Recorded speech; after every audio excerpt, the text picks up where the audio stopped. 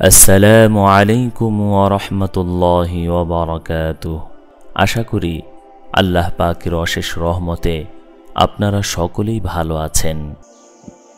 প্রিয় বোনেরা, আমি আবারও বলছি, আজকাল আমাদের সমাজে এমন মানুষও আছে, তারা মস্তিষ্ক বিকৃতিতে ভুগছে কিনা জানি না। তারা বলে পর্দা মনের বিষয়। আমি বলি, হে মনে মনে যদি পর্দা হয় তাহলে খানাপিনাও তো মনে মনে হওয়ার কথা, সেটাও মনে মনে করে নাও। খানাপিনার জন্য এত বিশাল খরচ করে কষ্ট করে রান্না করার কি দরকার? যেমন কিছু ভণ্ড পীর ফকির আছে, তারা বলে নামাজ হলো দিলের বিষয়, ধ্যান হলো দিলের নামাজ, পাঞ্জে গানা নামাজ না পড়লেও চলবে। নাউযুবিল্লাহ, আল্লাহ পাক মাফ করুন। না মানার কত বাহানা, আমরা বাহানায় যাব না।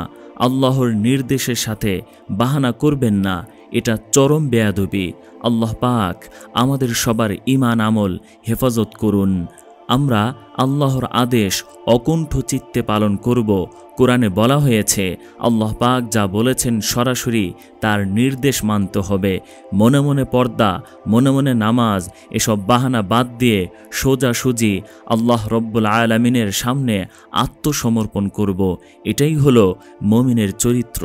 কুল ইন কুনতুম তুহিব্বুনাল্লাহা ফাত্তাবিউনি ইউহিব্বুকুমুল্লাহ। বলুন, যদি তোমরা আল্লাহকে ভালোবাসো তাহলে আমাকে অনুসরণ করো, আল্লাহ তোমাদের ভালোবাসবেন। এখানে স্মরণ রাখতে হবে যে আল্লাহ তাআলা ও তার রাসূল সাল্লাল্লাহু আলাইহি ওয়াসাল্লামের প্রতি তোমার ভালোবাসার অর্থ হচ্ছে ইবাদত ও ইতাআত তথা নিঃশর্তভাবে আল্লাহর দাসত্ব বন্দিগি করা ও তার রাসূল সাল্লাল্লাহু আলাইহি ওয়াসাল্লামের আনুগত্য ও অনুসরণ করা। তখনই আল্লাহ তাআলা আমাদের ভালোবাসবেন, আমাদের গুনাহ মাফ করবেন, আমাদের প্রতি রহম ও বরকত দান করবেন। সত্যিকারের মুমিন ও আল্লাহ ভক্তগণ তার মালিকের প্রতিটি আদেশ নিষেধ পালন করে, যে আল্লাহ তাআলার ভালোবাসাকে সকল কিছুর উপর প্রাধান্য দেয়। আল্লাহ তাআলার রাজি ও খুশির জন্য জান মাল কুরবান দিতেও সে পিছপা হয় না। তাদেরকে আল্লাহ তাআলা ভালোবাসেন, তাদের প্রশংসা করেন, তাদের গুণাবলী বর্ণনা করেন, তাদের পুরস্কৃত করেন, গুনাহ থেকে বাঁচিয়ে রাখেন, নেক আমল ও ইবাদতের তৌফিক দান করেন। প্রিয় বোনেরা, আমি ইমাম গাজ্জালী রহমতুল্লাহি আলাইহির কিতাব পড়েছি। ইমাম গাজ্জালী রহমতুল্লাহি আলাইহি লিখেছেন, আমরা আজ কি করছি নিজেরা একটু চিন্তা করে দেখি। আমরা মাওলা পাকের প্রেমে কতটুকু পাগল, মাওলা পাকের ভালোবাসা অন্তরে কতটুকু আছে, আর দুনিয়ার মহাব্বত তথা স্বামী সন্তানের মহাব্বত কতটুকু আছে। আজ আমাদের অন্তর তো ভরপুর হয়ে আছে দুনিয়ার মাল সামানা আর অলংকারের মহাব্বতে। অন্তরে তো আল্লাহর জন্য একটু ফাঁকা স্থানও নেই, যা আছে জিহ্বার আগায় নাম কাওয়াস্তে, তাও সেটা বিপদের সময় মুখস্থ বুলির মতো আওড়াতে থাকি। এখনকার মানুষ বিপদ ও মুসিবত ছাড়া আল্লাহর কথা স্মরণ করে না। দুনিয়ার কাজ কর্মে এতই ব্যস্ত থাকি যে আল্লাহকে ডাকার সময়ই পাই না। আল্লাহর প্রতি ভালোবাসা নেই, সব ভালোবাসা শুধু সম্পদ আর স্ত্রী সন্তানের প্রতি। এত বড় মালিক, দয়ালু, মেহেরবান আল্লাহকে মানুষ কিভাবে ভুলে গেছে। অথচ আমরা বলি আমরা আব্দুল্লাহ, আল্লাহর বান্দা, কিন্তু তার দাসত্ব করছি না। আল্লাহর আদেশ নিষেধ মানতে কার্পণ্য। মুখে বলি ভালোবাসি, অন্তরে নেই। এটা ভালোবাসার কি রকম নমুনা?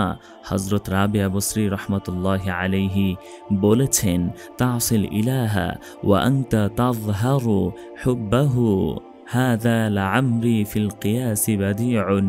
মুখে আল্লাহকে মহব্বত করার দাবি করো, অথচ কাজে কর্মে কার্যত নাফরমানিতে লিপ্ত রয়েছ। সুতরাং এ দাবি নিঃসন্দেহে যুক্তিহীন ও অগ্রহণযোগ্য।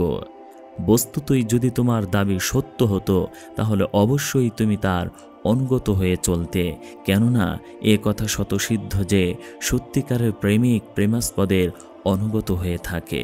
মোট কথা, মহাব্বতের চিহ্নই হচ্ছে মাহবুবা বা প্রেমাস্পদের অনুগত হওয়া, তার অনুকরণ ও অনুসরণ করা এবং সব বিষয়ে তার অবাধ্যতা থেকে নিজেকে বিরত রাখা। হযরত আলী রাদিয়াল্লাহু তাআলা আনহু বলেন, জান্নাত পাওয়ার জন্য ব্যাকুল আশিকের লক্ষণ হচ্ছে সে নেক আমল ও ইবাদতের প্রতি স্বতঃস্ফূর্তভাবে ধাবিত হবে। আর যে ব্যক্তির অন্তরে জাহান্নামের ভয় রয়েছে, সব সময় সে ব্যক্তি নফস ও কুপ্রবৃত্তির বিরোধিতা করবে। অনুরূপভাবে মৃত্যুর প্রতি যে ব্যক্তি দৃঢ় বিশ্বাসী, সে কখনো দুনিয়ার মায়া মহব্বতে মত্ত হবে না। প্রিয় বোনেরা, আসুন আমরা নিজের ব্যাপারে চিন্তা করে দেখি যে মহান সত্তা আমাদের অসংখ্য নিয়ামত রাজি দান করেছেন, রহমত ও বরকত দ্বারা আমাদের জীবন ভরে দিয়েছেন। সে আল্লাহর জন্য কখনো কি হারাম ও নিষিদ্ধ বিষয় বলি পরিহার করেছি? কখনো কি পানাহার ত্যাগ করেছি? আল্লাহর সন্তুষ্টির লক্ষ্যে কোনো কঠিন সাধনায় ব্রতী হয়েছি? মাওলায় পাকের মহাব্বতে নিজস্ব ইচ্ছা সাধনা আহ্লাদকে ত্যাগ করেছি? তার নির্দেশিত কাজকে সঠিক ও সুন্দরভাবে সমাধা করেছি? যদি এগুলো কোনোটাই না করে থাকি, তাহলে আমাদের সব কথাই মিথ্যা, আমাদের সকল দাবি সকল উক্তি অসার ও অর্থহীন। নিজেকে আল্লাহর বান্দা দাবি করা অর্থহীন, নিজেকে আশিক রাসূল দাবি করা অর্থহীন, নিজেকে পূর্ণাঙ্গ মুসলমান দাবি করা অর্থহীন। আমাদের এই দাবি না দুনিয়াতে কোনো কাজে আসবে, না আখিরাতে কোনো উপকার আসবে। এই দ্বারা আমরা না দুনিয়ার মাখলুকের কাছে সম্মানের পাত্র হতে পারবো, না পরকালে মহান রব্বুল আলামিনের দরবারে পুরস্কারের যোগ্য বলে বিবেচিত হব। প্রিয় বোনেরা, দুনিয়ার মায়া মহব্বত পরিত্যাগ করে একমাত্র আল্লাহ তাআলার ইবাদত ও আনুগত্যে নিমগ্ন হয়ে যান। সর্বদা নিজের ভেতর ও বাহিরকে সুস্থ ও সুন্দর করার চেষ্টা চালান। কঠোর পরিশ্রম ও সাধনা করে সামনে অগ্রসর হন। সব কিছুই পরকালের জীবনের সাফল্যকে উদ্দেশ্য করেই করতে হবে। আমরা কি একবার ভেবে দেখেছি আল্লাহ রব্বুল আলামিনের দরবারে আমরা কোন দেহটি নিয়ে যাব, কোন মুখে কথা বলবো? মহান সেই দরবারের প্রতিটি জিজ্ঞাসার সঠিক উত্তর আমাদের দিতে হবে, যার প্রস্তুতি আমাদেরকে এখন থেকে নিতে হবে। আল্লাহ তাআলার ভয় থেকে এক মুহূর্তের জন্য গাফেল হওয়া যাবে না, কারণ তিনি আমাদের ভালো মন্দ সব কিছুরই খবর রাখেন। আল্লাহ তাআলার প্রতিটি নির্দেশকে আন্তরিক আনুগত্য সহকারে পালন করতে হবে।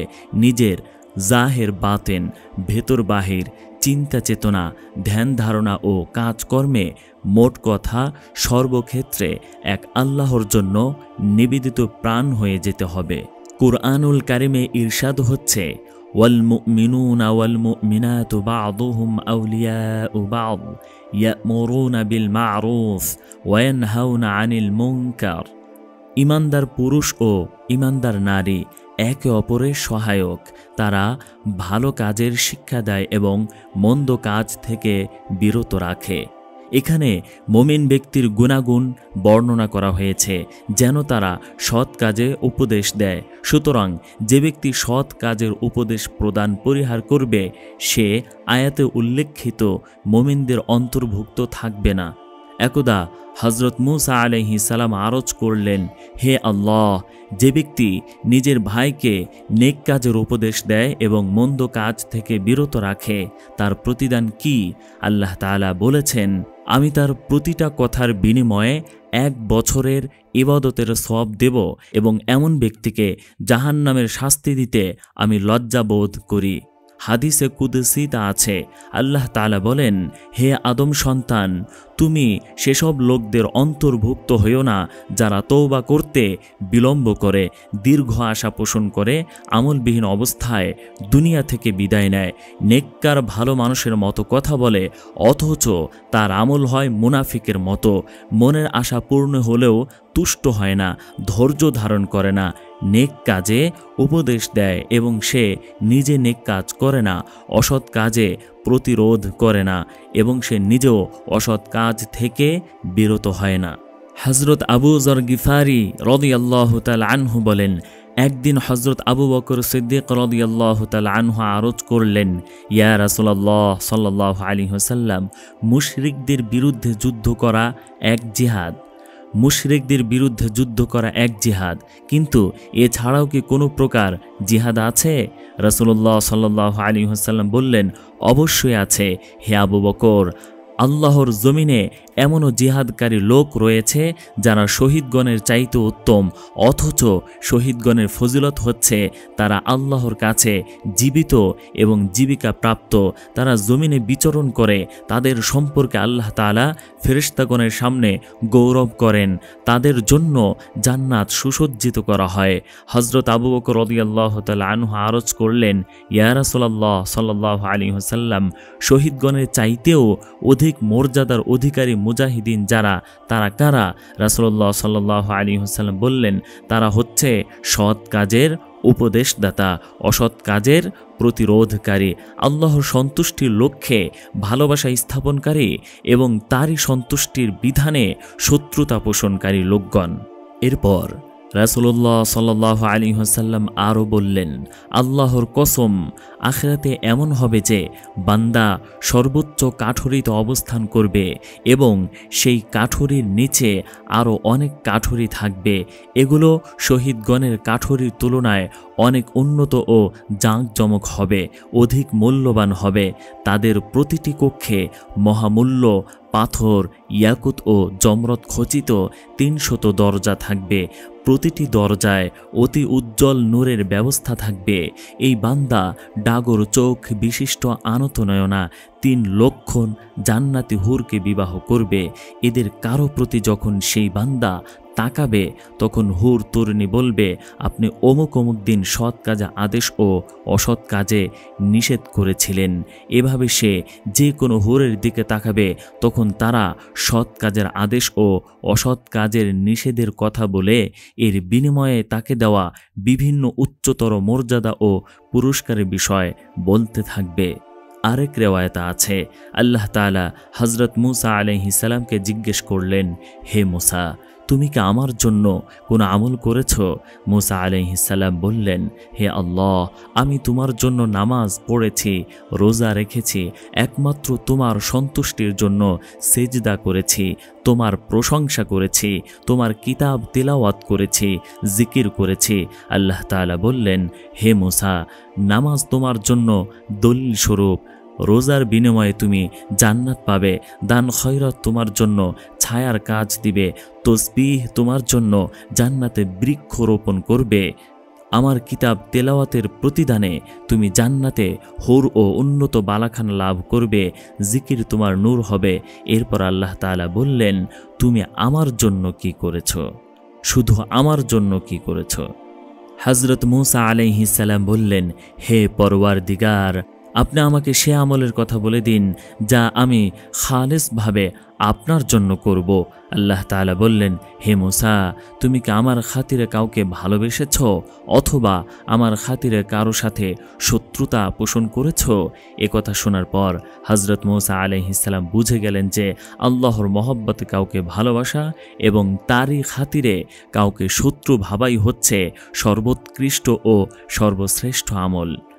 কুরআন পাকে ইরশাদ হচ্ছে, তা'মুরুনা বিল মা'রুফ ওয়া তানহাউনা আনিল মুনকার ওয়া তু'মিনুনা বিল্লাহ, তোমরা সৎ কাজে নির্দেশ দান করবে এবং অন্যায় কাজে বাধা দেবে এবং আল্লাহর প্রতি ঈমান আনবে। এই আয়াতে একথা সুস্পষ্টভাবে বলা হয়েছে যে উপরোক্ত গুণাবলী ও বৈশিষ্ট্যের কারণেই এ উম্মত শ্রেষ্ঠতম উম্মত হিসেবে গণ্য হয়েছে। সুতরাং এ উম্মত যদি সৎ কাজের আদেশ ও গর্হিত কাজে নিষেধ করা পরিত্যাগ করে তাহলে তাদের শ্রেষ্ঠত্ব বিনাশ হয়ে যাবে। সুতরাং উম্মতে মুহাম্মাদী সমস্ত মানব জাতির কল্যাণ ও মঙ্গল কামনার ফলশ্রুতিতেই সর্বোৎকৃষ্ট উম্মত, কারণ তারা মানুষকে সৎ কাজে উৎসাহিত করবে, মন্দ ও গর্হিত কাজ থেকে নিষেধ করবে এবং কাফেরদের বিরুদ্ধে জিহাদ করবে, যাতে গোটা মানুষ গোষ্ঠী শান্তিময় সুন্দর জীবন অতিবাহিত করতে পারে। সুতরাং এ উম্মতে মুহাম্মাদীর দ্বারা অপরের কল্যাণ ও মঙ্গল সাধিত হওয়াই কাম্য। প্রিয় বোনেরা, মহান রব্বুল আলামিন পবিত্র কুরআনুল কারিমে অত্যন্ত কঠোর ভাষায় গীবত ও পরনিন্দাকারীদের ব্যাপারে বলেছেন যে গীবতকারী ব্যক্তি আপন ভাইয়ের মৃতদেহের গোশত ভক্ষণকারীর মতো। ওয়ালা তাগদাব বা'দুকুম বা'দা আইয়ুহিব্বু আহাদুকুম আন ইয়াকুলা লাহমা আখিহি মাইতা ফাকারিহতুমুহ। তোমাদের কেউ যেন কারো পশ্চাতে নিন্দা না করে। তোমাদের কেউ কি তার মৃত ভাইয়ের গোশত ভক্ষণ করতে পছন্দ করবে? বস্তুত তোমরা একে ঘৃণাই করবে। হাদিসে ইরশাদ হয়েছে, ইয়াকুম ওয়াল গীবাহ ফাইন্নাল গীবাতা আশাদ্দু মিনাজ জিনা। তোমরা গীবত থেকে বেঁচে থাকো, কেননা গীবত ব্যভিচারের চাইতেও জঘন্য। গীবতের এরূপ জঘন্যতার কারণ হচ্ছে মানুষ ব্যভিচার করে আল্লাহ তাআলার কাছে খাস দিলে তওবা করলে আল্লাহ পাক রব্বুল আলামিন তা কবুল করেন। কিন্তু গীবত হচ্ছে হকুল ইবাদ, বান্দার হক। বান্দা যে পর্যন্ত ক্ষমা না করবে এ পাপ মোচন হবার নয়। গীবতকারী তার সব পুণ্য ও নেক আমলগুলো নিজে নিজে ধ্বংস করে ফেলে। আল্লাহ তাআলা কিয়ামতের দিন গীবতকারী ব্যক্তিকে জাহান্নামের পুলের উপর দাঁড় করিয়ে রাখবেন যতক্ষণ পর্যন্ত আগুনের তাপে তার অন্তর গীবতের কলুষ থেকে মুক্ত না হয়। রাসূল আকরাম সাল্লাল্লাহু আলাইহি ওয়াসাল্লাম ইরশাদ করেন, গীবত হচ্ছে কারো অগোচরে তার সম্পর্কে এমন সব কথাবার্তা বলা যেগুলো শুনলে সে নাখোশ হবে। এসব দোষ চর্চা সে ব্যক্তির দেহ, বংশ, কাজকর্ম, ধর্ম, আচার আচরণ, চালচলন, এমনকি পোশাক পরিচ্ছদ সম্পর্কে করলেও তা গীবত বলে গণ্য হবে। বর্ণিত আছে, একদিন রাসূলুল্লাহ সাল্লাল্লাহু আলাইহি ওয়াসাল্লামের খিদমতে কোনো প্রয়োজনে এক বেটে মহিলা এলো। প্রয়োজন শেষে মহিলা বিদায় নেওয়ার পর হযরত আয়েশা রাদিয়াল্লাহু তাআলা আনহা বললেন, মহিলাটি কি বেটে? রাসূলুল্লাহ সাল্লাল্লাহু আলাইহি ওয়াসাল্লাম বললেন, হে আয়েশা, তুমি এ কথার দ্বারা সেই মহিলাটির গীবত করলে। রাসূলুল্লাহ সাল্লাল্লাহু আলাইহি ওয়াসাল্লাম ইরশাদ করেছেন, তোমরা অপরের গীবত করা থেকে সর্বদা নিজেকে বাঁচাতে চেষ্টা করো, কারণ গীবতের মধ্যে 3টি মারাত্মক আপদ রয়েছে। প্রথমত, গীবতকারীর দোয়া কবুল হয় না। দ্বিতীয়ত, তার কোনো নেক আমল আল্লাহর কাছে গ্রহণযোগ্য হয় না। তৃতীয়ত, তাকে অসংখ্য পাপের বোঝা বহন করতে হয়। হযরত আমর ইবনে দিনার রাহমাতুল্লাহি আলাইহি একটি ঘটনা বর্ণনা করেন। মদিনাবাসী এক লোকের বোন মদিনার অদূরেই বসবাস করত। একদিন তার বোন অসুস্থ হয়ে পড়ে। লোকটি বোনের সেবার জন্য প্রতিদিন সেখানে যেত। বোনটি একসময় অসুখে ভোগে ভোগে মারা যায়। তাকে দাফন করার পর ভাইয়ের মনে হলো ভুলবশত টাকার থলিটি বোনের কবরের ভেতর রয়ে গেছে। এরপর আবার কবর খুলে টাকার থলিটি উঠানোর সময় দেখা গেল যে কবরে দাও দাও করে আগুন জ্বলছে। বোনের কবরের এ আযাব দেখে ভাই পেরেশান হয়ে বাড়ি এসে মাকে জিজ্ঞেস করল, তার মৃত বোন কেমন ছিল, সে কি আমল করত না, যার কারণে কবরে তার বোনের এ আযাব হচ্ছে? মা বলল, তোমার বোন পাড়া প্রতিবেশীর বাড়িতে গিয়ে গোপনে তাদের কথাবার্তা শুনে অন্যদের কাছে তা বলে বেড়াত, চগলখুরি করত। ভাই এ কথা শুনে বুঝতে পারল কবরে বোনের ওপর এ আযাব হচ্ছে কেন। অতএব প্রিয় বোনেরা, নারী পুরুষ সবারই কবরে আযাব থেকে পরিত্রাণ পেতে হলে গীবত ও চগলখুরি ত্যাগ করতে হবে। এক বুজুর্গ বলেন, যে ব্যক্তি কোনো আলেম বা ইসলাম ধর্মীয় পণ্ডিত ব্যক্তির গীবত করবে, সে কিয়ামতের দিন এমনভাবে উত্থিত হবে যে তার মুখমণ্ডলে লেখা থাকবে এ ব্যক্তি আল্লাহর রহমত থেকে বঞ্চিত। হযরত আনাস রাদিয়াল্লাহু তাআলা আনহু বলেন, রাসূল আকরাম সাল্লাল্লাহু আলাইহি ওয়াসাল্লাম ইরশাদ করেছেন, মেরাজের রাত্রে আমি এমন কিছু লোকের কাছ দিয়ে অতিক্রম করেছিলাম যারা মর্মান্তিক শাস্তি ভোগ করছিল। তারা নিজেদের মুখমণ্ডল বিরাট আকার ধারালো নখের দ্বারা আঁচড়িয়ে ক্ষত বিক্ষত করছিল এবং গলিত পচা লাশ ভক্ষণ করছিল। আমি জিবরাইল আলাইহিস সালামকে এদের পরিচয় সম্পর্কে জিজ্ঞেস করলে বললেন, এরা দুনিয়াতে অন্যের গীবত করত। হযরত আবু হুরায়রা রাদিয়াল্লাহু তাআলা আনহু থেকে বর্ণিত আরেকটি হাদিস, রাসূলুল্লাহ সাল্লাল্লাহু আলাইহি ওয়াসাল্লাম ইরশাদ করেন, যে ব্যক্তি দুনিয়াতে কারো গীবত করেছে, কিয়ামতের দিন তার সামনে যার গীবত করা হয়েছে তার গোশত পেশ করা হবে এবং বলা হবে, এই নাও, দুনিয়াতে যার গীবত অবস্থায় গোশত ভক্ষণ করেছিলে, এখন তার মৃতদেহের গোশত ভক্ষণ করো। এরপর তাকে পচা গোশত খেতে বাধ্য করা হবে। এরপর রাসূলুল্লাহ সাল্লাল্লাহু আলাইহি ওয়াসাল্লাম এই আয়াত তিলাওয়াত করলেন, আইয়ুহিব্বু আহাদুকুম আন ইয়াকুলা লাহমা আখিহি মাইতা, তোমরা কি কেউ স্বীয় মৃত ভাইয়ের গোশত খেতে পছন্দ করবে? কুরআনুল কারিমে আল্লাহ তাআলা বলেন, ওয়াইলুল লিকুল্লি হুমাযাতিল লুমাযা, প্রত্যেক পিছনে ও সামনে পরনিন্দাকারীর দুর্ভোগ। অর্থাৎ এসব লোকদের শাস্তি হবে খুবই কঠিন। হুমাজা অর্থ কারো অনুপস্থিতিতে নিন্দাকারী, আর লুমাজা হলো সামনে নিন্দাকারী। এই আয়াতটি ওয়ালিদ বিন মুগীরা সম্পর্কে নাজিল হয়েছিল। সে আল্লাহ রাসূল সাল্লাল্লাহু আলাইহি ওয়াসাল্লাম ও তার সাহাবায়ে কেরামের সামনে নিন্দাবাদ করত, কটূক্তি করত। আয়াতখানা যদিও এক ব্যক্তিকে উদ্দেশ্য করে নাজিল হয়েছে, কিন্তু এর উদ্দেশ্য সকলের জন্য ব্যাপক। প্রিয় বোনেরা, গীবত সম্পর্কে প্রিয় নবী সাল্লাল্লাহু আলাইহি ওয়াসাল্লাম উম্মতদেরকে বহুবার সতর্ক করে গেছেন।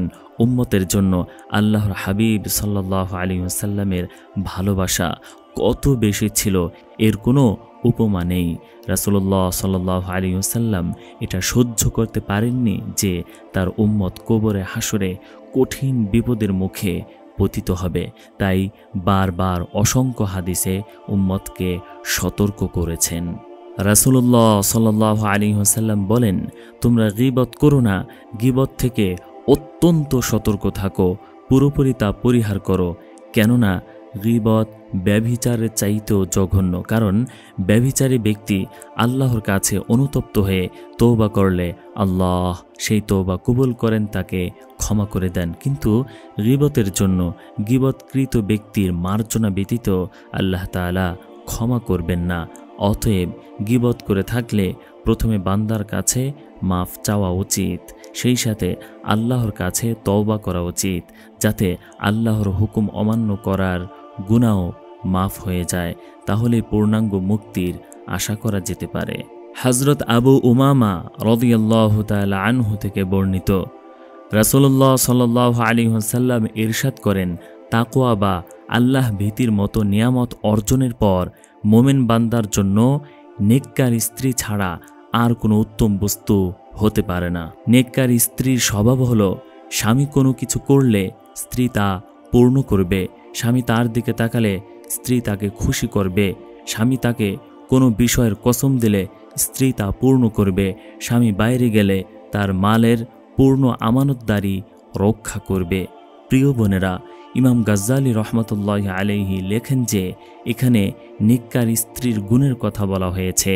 যে স্ত্রীকে দেখলে স্বামীর মন খুশি হয়, অর্থাৎ স্ত্রী সাজ সজ্জা, আচার আচরণ, কথাবার্তা, পোশাক পরিচ্ছদ, আমানতদারিতা যদি স্বামীর মর্জি মতো হয়, তাহলে এমন সংসারে তো জান্নাতি পরিবেশ বিরাজ করবেই। স্ত্রী উচিত স্বামীর সামনে হাস্যোজ্জ্বল চেহারা নিয়ে যাওয়া, মুখ ভার করে বসে থাকা, তাকে অযথা পেরেশান করা স্ত্রীর জন্য অনুচিত। যে নারী স্বামীকে ঘরের অন্যান্য সদস্যদের বিরুদ্ধে খেপিয়ে তোলে, অতি সামান্য বিষয়কে বিরাট করে তুলে ধরে, অতিরঞ্জিত মিথ্যা বানোয়াট কথা বলতে থাকে, তোমার মা এই বলেছে, তোমার বোন এই বলেছে, এ নিয়ে সংসারে অশান্তির আগুন জ্বলে ওঠে, যার দরুন ছেলে মা ও ভাই বোনের বিরুদ্ধে চলে যায়, বেয়াদবিও করে ফেলে। এ সমস্ত নারী নিজেও জাহান্নামের পথ ধরে, সাথে স্বামীকেও নিয়ে যায়। আজকাল আধুনিক যুগের নারীরা স্বামীর ব্যাপারে বড়ই উদাসীন, স্বামীকে সম্মান করতে ভুলে গেছে। কোনো কারণে স্বামী স্ত্রীর প্রতি নাখোশ হলে স্ত্রী স্বামীকে সন্তুষ্ট করা তো দূরের কথা, স্বামীর সাথে কথাও বলে না। স্ত্রী খেয়ে দিয়ে আরামে শুয়ে থাকে, স্বামীর অবস্থা জানার প্রয়োজনও অনুভব করে না। আজ সংসারগুলোতে এত অশান্তি কেন? সুখ শান্তি বলতে নেই, রহমত বরকত আসবে কোথা থেকে? স্বামীর প্রতি স্ত্রীর শ্রদ্ধা নেই, স্ত্রীর প্রতি স্বামীর ভালোবাসা নেই, স্বামী স্ত্রী কারো দিনদারিতা নেই, নামাজ রোজার খবর নেই, পর্দা নেই। এই কারণেই সংসারগুলো আজ এরকম অশান্তির আগুনে পুড়ছে।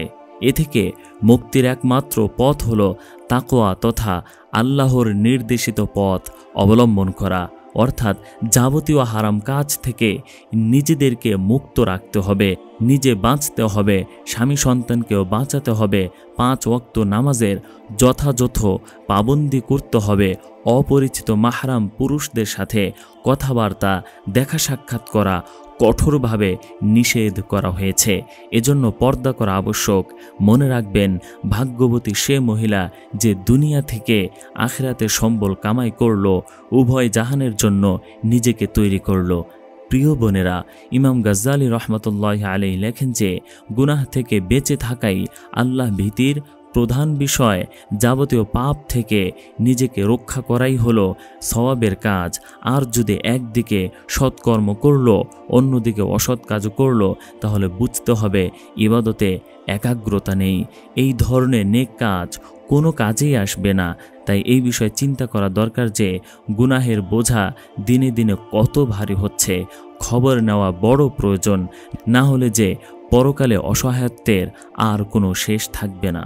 হযরত আব্বাস রাদিয়াল্লাহু তাআলা আনহু থেকে বর্ণিত, রাসূলুল্লাহ সাল্লাল্লাহু আলাইহি ওয়াসাল্লাম ইরশাদ করেছেন, আল্লাহ তাআলা যাকে নেককার স্ত্রী দান করেছেন তাকে যেন অর্ধেক দিনই দান করা হয়েছে। তাই তার উচিত অবশিষ্ট অর্ধেক দিনের ব্যাপারে আল্লাহ ভীতি অর্জন করা। ইয়া হাদিসে নেককার স্ত্রীকে দিনের অর্ধেক বলা হয়েছে, কেননা স্ত্রী দ্বারা দিন দুনিয়ার সার্বিক কল্যাণ হয়। দুনিয়ার কল্যাণ বলতে ভালোবাসা এবং পারিবারিক জীবন অতি সুখে অতিবাহিত হয়। স্ত্রী সেবা যত্নে স্বামীর অন্তর প্রশান্তিতে ভরে যায়। স্বামী স্ত্রীর জীবনে ভালোবাসার ফল্গু ধারা বইতে থাকে। আল্লাহ রহমত, বরকত ও নুসরাতে তাদের সংসার পূর্ণ থাকে। সন্তান লালন পালন এবং তাদের সভ্য মানুষ করার মতো সুযোগ হয়। আর পরকালীন কল্যাণ হলো দিনী কাজে নেককার স্ত্রী স্বামীকে সহযোগিতা করতে পারে। নামাজ, রোজা, ইবাদত বন্দেগীতে মনোযোগী হওয়া যায়। কেননা নেককার স্ত্রীর কারণে অনেক বিষয়ে স্বামী আশঙ্কা মুক্ত থাকতে পারে। নেককার স্ত্রীর কারণে পাপ কর্ম ঘরে প্রবেশ করতে পারে না। সন্তানরা হয় নেককার। এ নেক সন্তানরাই দুনিয়াতে সত্য পথে অবিচল থাকে। এ সন্তানরাই পরকালে পিতামাতার জন্য সদকায়ে জারিয়ার উপলক্ষ হয়। বিশেষ করে এ যুগে নেককার স্ত্রী অনেক বড় সম্পদ।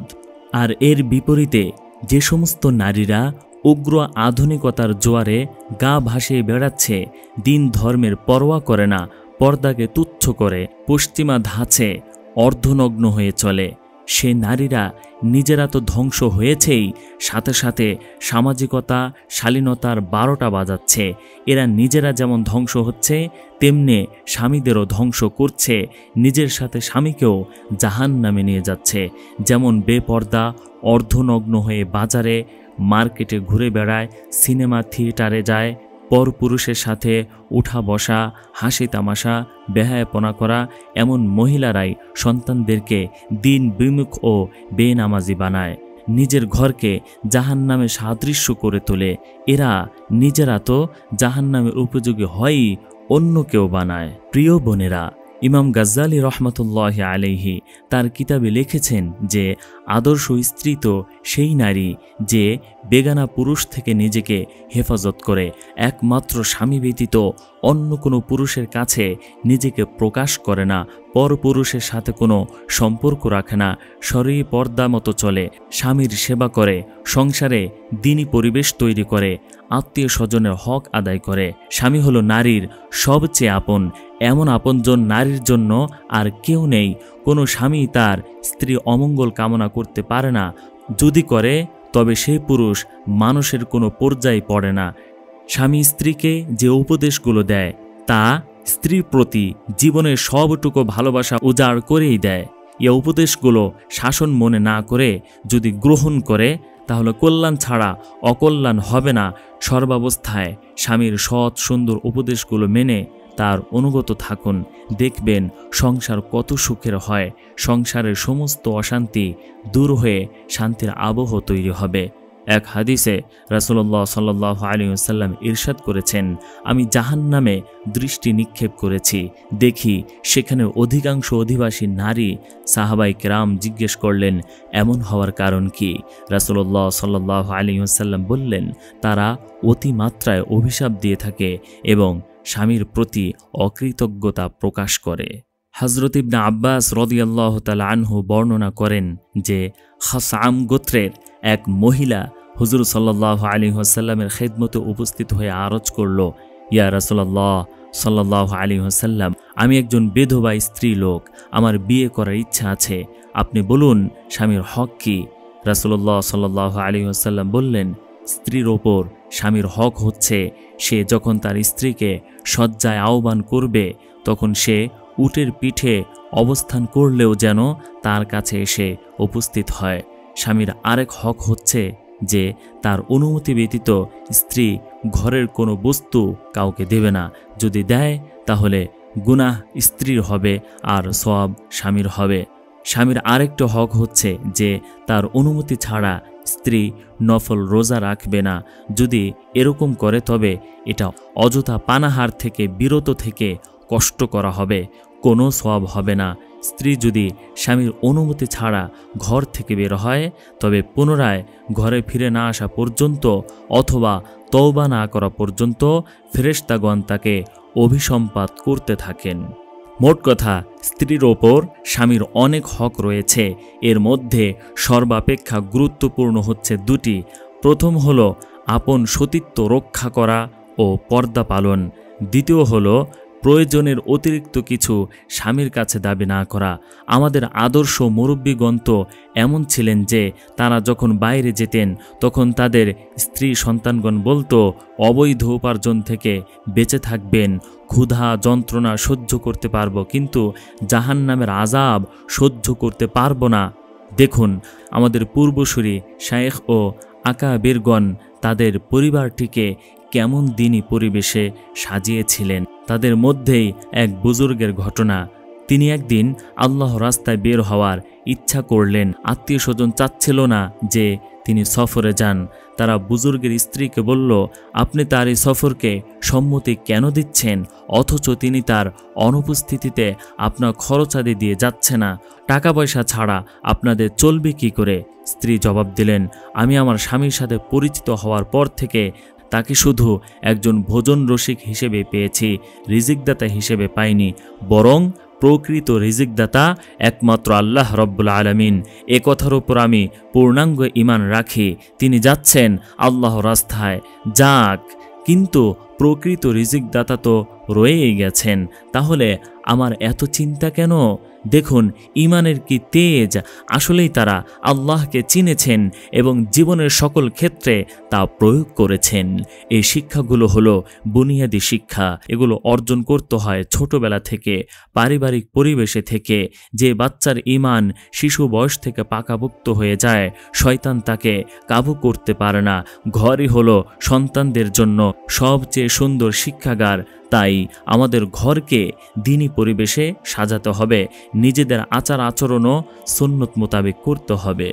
প্রিয় বোনেরা, পিতামাতার কর্তব্য হচ্ছে তাদের প্রতিটি সন্তানকে ছোট থেকে আদব শিষ্টাচার শিক্ষা দিবে, উন্নত আচরণ শিক্ষা দিবে, আর কন্যা সন্তানদেরকে শিক্ষা দিবে স্বামীর সাথে ঘর সংসার করার প্রয়োজনীয় বিষয়, পারিবারিক নিয়মকানুন বুঝাতে হবে।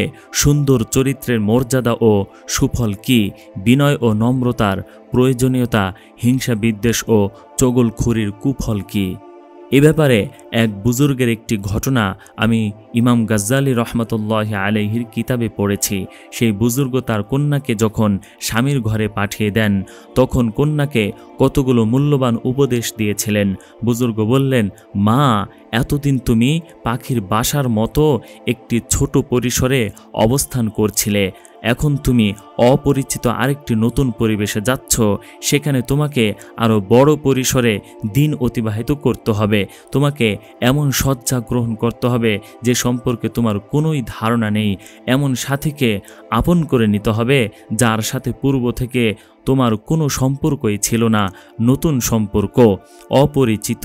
সুতরাং তুমি তার জন্য জমিন স্বরূপ হয়ে যেও, সে তোমার জন্য আসমান স্বরূপ হয়ে যাবে। তুমি তার বাদী হয়ে যাও, সে তোমার গোলাম হয়ে যাবে। কোনো কাজে বা কথায় খোঁচা দিও না বা অতিরঞ্জিত কিছু করো না, যাতে সে তোমাকে দূরে সরিয়ে দেয়।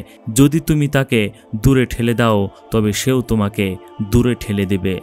সে তোমার নিকটবর্তী হলে তুমি তার আরও নিকটবর্তী হও।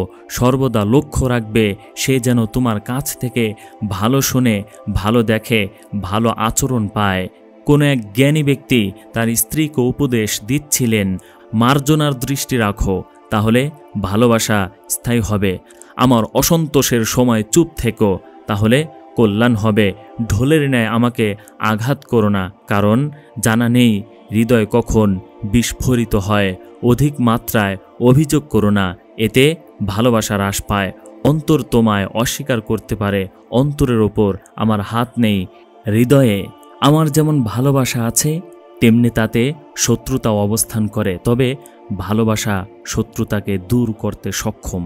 প্রিয় মুসলিম ভাই ও বোনেরা, আপনাদের মতামত আমাদের কাছে অত্যন্ত গুরুত্বপূর্ণ, কারণ আপনাদের মতামত আমাদের চলার পথকে সুগম করে তোলে, আমাদের উৎসাহ যোগায়, আমাদের সাহস যোগায়। আপনাদের মতামত ছাড়া এই চ্যানেল নিয়ে সামনে আগানোটা দুঃসাধ্য ব্যাপার, কষ্টকর ব্যাপার। আমরা চাই জাতির কল্যাণে কিছু করতে, মানুষের কল্যাণে কিছু করতে, আপনার কল্যাণে কিছু করতে। সেই প্রত্যয় নিয়ে আমরা এই চ্যানেলে কাজ শুরু করেছি। আর সেই কাজের ক্ষেত্রে সবচেয়ে বেশি সহযোগিতা হয় আপনাদের মতামত। তাই দয়া করে আপনাদের মতামতটি কমেন্ট বক্সে তুলে ধরুন। ভিডিওটি ভালো লেগে থাকলে লাইক করুন, শেয়ার করুন এবং চ্যানেলটি সাবস্ক্রাইব করে পাশে থাকা বেল আইকন বাটনটি অন করে রাখুন, যেন আপনার পছন্দের ভিডিও সবার আগে পৌঁছে যায় আপনার কাছে। কমেন্টে আপনার মূল্যবান মতামত তুলে ধরুন, যেন আপনার পছন্দ অনুযায়ী ভিডিও তৈরি করে আপনার কাছে পৌঁছে দিতে পারি।